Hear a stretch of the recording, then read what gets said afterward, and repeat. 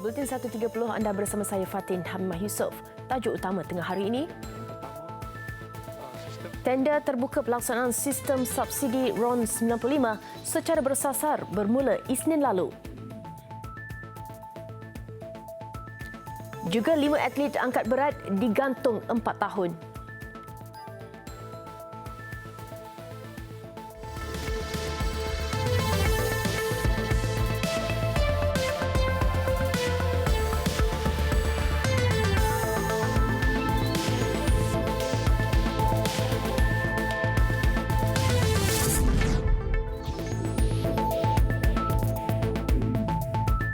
Salam sejahtera. Seorang pemandu maut manakala kelindannya cedera selepas lori bermuatan susu getah yang dipandu mereka terbabas.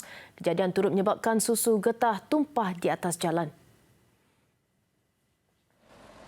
Kemalangan berlaku di kilometer 295.3 Lebuh Utara Selatan, arah selatan berdekatan Gopeng Kapar, kira-kira jam 5.20 pagi tadi. Ketua Operasi Balai Bomba dan Penyelamat Gopeng, S. Ganison, ketika dihubungi berkata pihaknya bergegas ke lokasi kejadian sebaik menerima panggilan berhubung kejadian itu pada jam 5.22 pagi. Katanya setiba di lokasi kejadian, anggota bomba mendapati pemandu lori tersepit di tempat duduknya selepas kenderaan membawa muatan susu getah yang dipandunya terbabas ke kiri lebuh raya. Anggota bomba terpaksa menggunakan alat hidrolik bagi mengeluarkan mangsa. Mangsa disahkan meninggal dunia oleh pegawai perubatan yang turut berada di lokasi kejadian. Mayat diserahkan kepada polis untuk tindakan lanjut sebelum dihantar ke Hospital Kampar untuk bedah siasat. Kelindan lori hanya cedera ringan. Kemalangan turut menyebabkan lori terbalik di atas besi penghadang di tepi jalan raya serta tangki bermuatan susu getah tercabut dan tercampak kira-kira 10 meter dari kepala lori. Semua susu getah yang tumpah di atas jalan turut dibersihkan oleh anggota bomba. Operasi menyelamat tamat jam 7.08 pagi tadi.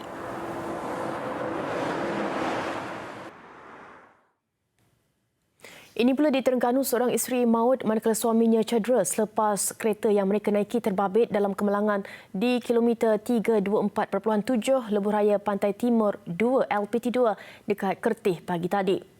Dalam kejadian 6.50 pagi itu, Rohana Zaini, 37 tahun, yang berasal dari Teluk Gongklang, Selangor, maut di tempat kejadian akibat tercampak. Suami mangsa Muhammad Fakrul Razi Muhammad Saleh, 25, berasal dari Kuala Nerus, cedera di kaki dan kepala, dikejarkan ke Hospital Kemaman untuk rawatan lanjut. Kemalangan dipercayai berlaku apabila kereta yang dipandu Muhammad Fakrul dari arah Kuala Dungun ke Kuantan terbabas dan melanggar penghadang jalan. Berikutan itu, kereta terbabit berpusing menyebabkan isterinya tercampak keluar melalui cermin belakang. Ketika kejadian, jalan basah kerana hujan. Ketua Polis Daerah Kemaman, Superintenden Muhammad Said Ibrahim, ketika dihubungi mengesahkan menerima laporan kemalangan.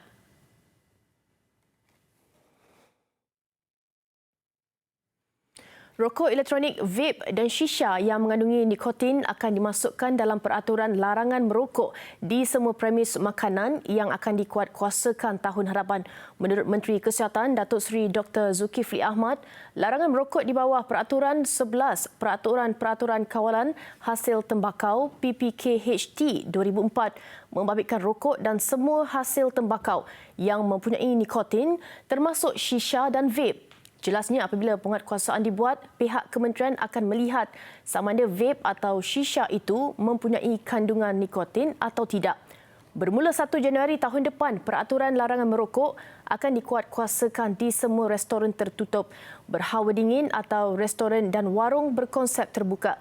Dengan penguatkuasaan peraturan itu, perokok yang ditahan di kawasan larangan akan didenda RM10,000 atau boleh dipenjara tidak melebihi 2 tahun. Datuk Seri Dr. Zulkifli turut menambah bahawa pihaknya mempunyai anggota yang mencukupi bagi melaksanakan larangan berkenaan. Pihaknya mempunyai keupayaan aktiviti penguatkuasaan ini akan dijalankan oleh pegawai kesihatan persekitaran dengan kekuatan 208 anggota dan penolong pegawai kesihatan persekitaran seramai 4,800 anggota di seluruh negara.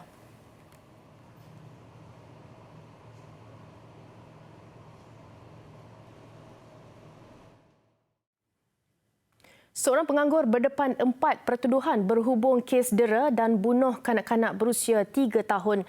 Dan untuk butirannya, kita bersama wartawan Nurul Amalina Zainuddin yang sudah bersedia di Mahkamah Ampang ketika ini. Teruskan Amalina dengan laporan anda. Ya, Fatin, keempat pertuduhan itu tadi dibacakan dalam 2 bilik mahkamah yang berasingan, di mana bagi pertuduhan di bawah Seksyen 302 Kanun Keseksaan kerana membunuh, pertuduhan yang dibacakan di Mahkamah Magistrat 1, sementara bagi 3 lagi pertuduhan yang membabitkan Akta Kanak-Kanak 2001 dibacakan di Mahkamah Magistrat Mahkamah Session 2. Dan kalau dapat saya kongsikan dalam prosiding yang bermula pada jam 11 pagi tadi di Mahkamah Magistrat 1 sekitar jam 11 pagi tadi, tertuduh hanya mengangguk faham selepas pertuduhan dibacakan terhadapnya di hadapan Magistrat Muhammad Firdaus Sadina Ali. Bagaimanapun tiada pengakuan direkodkan. Dan mengikut kertas pertuduhan, tertuduh iaitu Khairul Izaini Khairuddin ataupun lebih dikenali sebagai Boy Tiger didakwa membunuh dengan menyebabkan kematian ke atas seorang kanak-kanak berusia 3 tahun 4 bulan di sebuah ruang tamu di sebuah rumah di Taman Bukit Indah di Ampang kira-kira pada jam 11 pagi pada 8 November lalu. Dan pertuduhan itu dibacakan mengikut Seksyen 302 Kanun Keseksaan yang memperuntukkan hukuman mati mandatori jika sabit kesalahan. Dan pendakwaan dikendalikan oleh Timbalan Pendakwa Raya Nur Hashimah Hashim manakala tertuduh tidak diwakili peguam. Dan untuk itu mahkamah menetapkan 21 Disember ini sebagai tarikh sebutan semula kes, sementara menunggu laporan kimia dan juga laporan perubatan. Dan pada masa ini kami sedang menunggu untuk pertuduhan dibacakan di Mahkamah Session 2 pula. Bagaimanapun sidang itu ditangguhkan buat sementara waktu ini dan difahamkan pertuduhan itu akan dibacakan di hadapan Hakim Azrul Darus. Dan saya kira untuk itu setakat ini saja yang dapat saya laporkan kepada anda, Fatin, dan kita bergabung semula bersama Fatin di Sri Pentas. Baik, Amin, terima kasih langsung dari Mahkamah Ampang. Kita terus ke laporan seterusnya. Setelah lebih 3 hari dilaporkan hilang, mangsa seorang lelaki akhirnya ditemukan dalam keadaan tidak bernyawa di tebing bukit di Taman Penaga dekat Kulim, Kedah petang semalam. Menurut polis, mayat ditemukan berhampiran jirat Cina dan kes disiasat di bawah Seksyen 302 kerana membunuh. Mangsa Tioh Swee Kiat, 45 tahun, ditemui oleh orang awam yang sedang melalui kawasan itu. Ketika ditemukan, mayat mangsa dalam keadaan terbaring bersebelahan satu kawasan bukit setinggi 6 meter. Waris mangsa membuat laporan polis di Balai Polis Lunas pada 20 November lalu selepas mangsa tidak pulang ke rumahnya di Taman Seri Limau. Kita ada menerima report pada 20 hari bulan mengatakan ada satu lelaki Cina hilang, tak balik rumah. Dia keluar 19 bulan, 20 bulan pun belum balik rumah. So setelah jumpa ni confirm yang dilaporkan itu memang mangsa lah. Menurut Ahmad Nasir, polis menerima maklumat daripada orang awam mengenai penemuan sebuah motosikal jenis Honda EX5 di tebing curam di kawasan jirat Cina di kawasan itu. Anggota unit MPV yang pergi ke tempat kejadian mengesahkan penemuan mayat mangsa. Mayat mangsa kemudiannya dihantar ke Hospital Kulim untuk bedah siasat. Polis kini menyiasat motif kejadian dan bagaimana mayat mangsa berada di situ.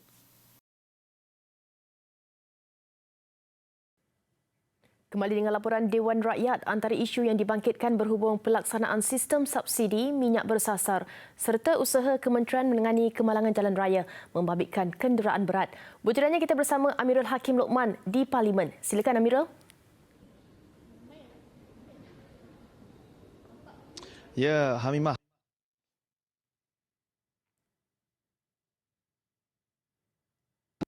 Bagi pelaksanaan sistem subsidi petrol RON 95 secara bersasar telah dibuka oleh Kementerian Kewangan pada Isnin lalu. Menteri Perdagangan Dalam Negeri dan Hal Ehwal Pengguna Datuk Seri Saifuddin Nasution Ismail berkata, tender itu meliputi tender mencadang, mengkaji, mereka bentuk, penguji, mentauliah serta operasi perkakasan perisian dan aplikasi untuk sistem berkenaan. sistem pelaksanaan subsidi bersasar RON 95 apabila dilaksanakan nanti mestilah berlangsung atau berjalan dalam keadaan seamless, licin dan lancar, tak patut ada gangguan. Yang kedua, engagement ini memberikan isyarat bahawa sistem yang nantinya bila dipilih, ianya mesti ada keupayaan untuk kita melakukan satu proses yang dianggap scalable. Maknanya kita boleh expand untuk tujuan dan penggunaan maksud lain. Kalau nantinya kita nak laksanakan program subsidi bersasar untuk item pengguna yang lain, kita masih boleh mengguna pakai sistem yang sama. Beliau berkata demikian ketika waktu pertanyaan menteri di Parlimen pagi tadi. Menjawab soalan ahli Parlimen Merbuk, Nur Azrina Surip mengenai hasil libat urus kementerian untuk melaksanakan subsidi bersasar. Datuk Seri Saifuddin berkata pihaknya telah mengadakan sesi libat urus dengan Bank Negara, Syarikat Minyak, Pengurusan Stesen Minyak, Badan Bukan Kerajaan dan Persatuan Pengguna. Ujarnya kementerian akan melakukan langkah pelaksanaan selanjutnya setelah syarikat pembekal dipilih.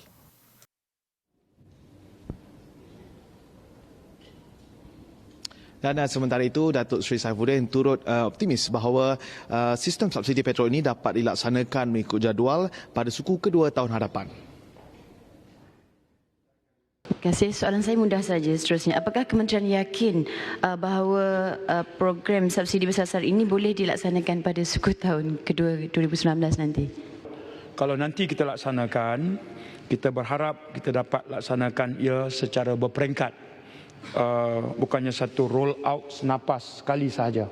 Kita harap kita boleh lakukan dulu secara berperingkat atau gradual, secara try run, dan supaya nak menyediakan masyarakat dan orang ramai, sebab bila dilaksanakan nanti Datuk Dipertua akan ada yang layak dapat, akan ada yang tidak layak dapat. Jadi biar ada adjustment atau penyesuaian itu sempat dilakukan. Jelasnya, kementerian juga mengambil kira pandangan semua pihak sebelum melaksanakan sistem tersebut secara menyeluruh termasuk meneliti aspek harga minyak. Dalam pada itu, Dewan dimaklumkan Kementerian Pengangkutan akan mempertimbangkan untuk memasang kamera litar tertutup atau CCTV terhadap kenderaan berat termasuk lori. Menterinya, Anthony Locke berkata langkah itu bagi mengurangkan kemalangan melibatkan kenderaan tersebut. Adakah pihak kementerian akan melaksanakan polisi di mana mensyaratkan supaya semua kenderaan berat atau kenderaan awam untuk memasang kamera CCTV? Kenaan dengan CCTV memang beberapa hari yang lepas saya telah mengumumkan bahawa bermula tahun 2020 semua bas termasuklah bas ekspres, bas persiaran, bas berhenti-henti, untuk bas-bas yang baru didaftarkan mereka perlu memasangkan CCTV. Tetapi cadangan daripada Yang Berhormat Kota Melaka tadi untuk dilanjutkan kepada lori-lori dan kenderaan berat, ini sesuatu yang kita perlu pertimbangkan dengan lebih lanjut kerana ia melihat kepada practicality-nya dan juga kosnya dan sebagainya. Tetapi apa-apa cadangan yang dapat menambah baik untuk memastikan keselamatan orang ramai dapat dijamin, kita akan cuba laksanakan. Menjawab soalan asal dari ahli Parlimen Padang Surai, Karupaya Matusami yang bertanyakan statistik kemalangan jalan raya melibatkan pemandu positif dadah dan alkohol melebihi had. Antoni berkata mengikut laporan perangkaan kemalangan jalan raya dikeluarkan Jabatan Siasatan dan Penguatkuasaan Trafik Polis Diraja Malaysia sejak 2013 hingga 2017, 1,753 kesalahan direkodkan membabitkan pemandu di bawah pengaruh alkohol atau melebihi had alkohol. Manakala 43 kes dicatatkan bagi kesalahan memandu di bawah pengaruh dadah bagi tempoh sama.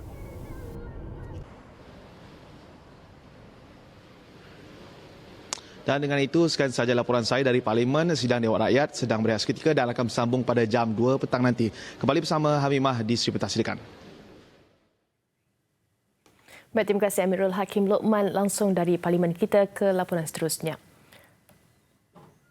Pengucupan keluaran dalam negara kasar KDNK suku ketiga tahun ini banyak disebabkan oleh faktor global di luar kawalan. Namun dengan aktiviti domestik yang kekal stabil, pakar ekonomi tidak melihat berlakunya kemelesetan ekonomi negara. Itu mungkin agak tepat kerana berdasarkan kepada situasi global ekonomi dunia ni ya yang begitu mencabar, ya. Tapi terdapat 3 faktor utama. Pertama adalah perang dagang, kedua adalah harga minyak yang tidak menentu, ketiga adalah kadar faedah yang diletakkan oleh Federal Reserve yang terus naik, dan ini cukup menekan mata wang yang lain termasuk ringgit Malaysia sendiri. Kita tidaklah melihat ini akan membawa kepada kemelesatan ekonomi, tapi mungkin akan memperlahankan sedikit ekonomi. Namun begitu, faktor domestik kita cukup kuat, simpanan bank masih kukuh, termasuk juga dari segi faktor ekonomi domestik masih kukuh, permintaan masih kukuh, dan juga kita juga melihat dari segi permintaan dari dalam negeri masih stabil. Jadi kita tak nampak kita terlalu sampai meleset lah, tapi perlahan lah. Tapi tekanan. Minggu lalu, Bank Negara Malaysia BNM mengumumkan KDNK negara 4.4% pada suku ketiga dipacu oleh perbelanjaan isi rumah dan pelaburan swasta yang tinggi. Untuk tempoh 9 bulan pertama tahun ini, ekonomi berkembang 4.7% dan dalam landasannya mencatatkan pertumbuhan 4.8% untuk seluruh tahun 2018.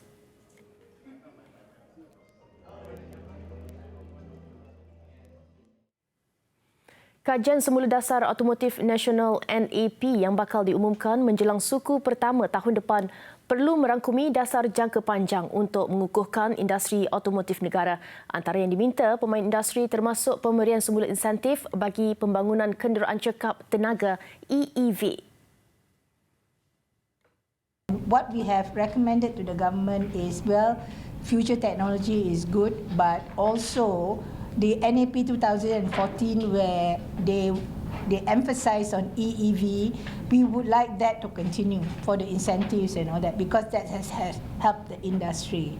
Moving forward, what we want to see that the policies are long term and not short term, because you cannot be investing and if you have this policy and then it's changed again. So, and we want more consultations with the industry. So the important thing is short term, not short term, long term, change the environment, make it much more competitive and enable foreign investors to come here, but on fair terms. They should not take advantage of us. Semalam, Timbalan Menteri Perdagangan Antarabangsa dan Industri Ong Kian Meng berkata dasar yang dikaji semula itu akan meneliti seluruh ekosistem automotif. Ia berdasarkan 4 tonggak mobiliti bersambung, revolusi industri 4.0, kecergasan buatan dan kenderaan generasi akan datang. Kajian semula dasar itu turut akan merangkumi pembangunan projek kereta nasional ketiga. Sukan selepas meneliti kesemua maklumat pada sesi pendengaran sebelum ini, Persekutuan Angkat Berat Malaysia PABM hari ini memuktamadkan 5 atlet angkat berat negara yang gagal ujian doping digantung selama 4 tahun sehingga 2022. Menerusi satu kenyataan media dari Presiden PABM, Dato' Ayub Rahmat, 5 atlet angkat berat negara yang digantung selama 4 tahun itu adalah Muhammad Hafifi Mansor, Muhammad Fazrul Azri Mahdad, Muhammad Hakimi Haikal Nordin, Muhammad Zaidi Muhammad Nordin dan Roni Jasus. Berdasarkan rekod sebelum ini, hanya Muhammad Hafifi disahkan positif doping jenis oksimetolon, sambil 4 atlet lain positif doping jenis tanozolol. Apapun jenis bahan terlarang yang diambil, kesemua mereka tetap digantung untuk tempoh masa yang sama dan mereka dilarang menyertai mana-mana aktiviti serta kejohanan selama tempoh penggantungan itu.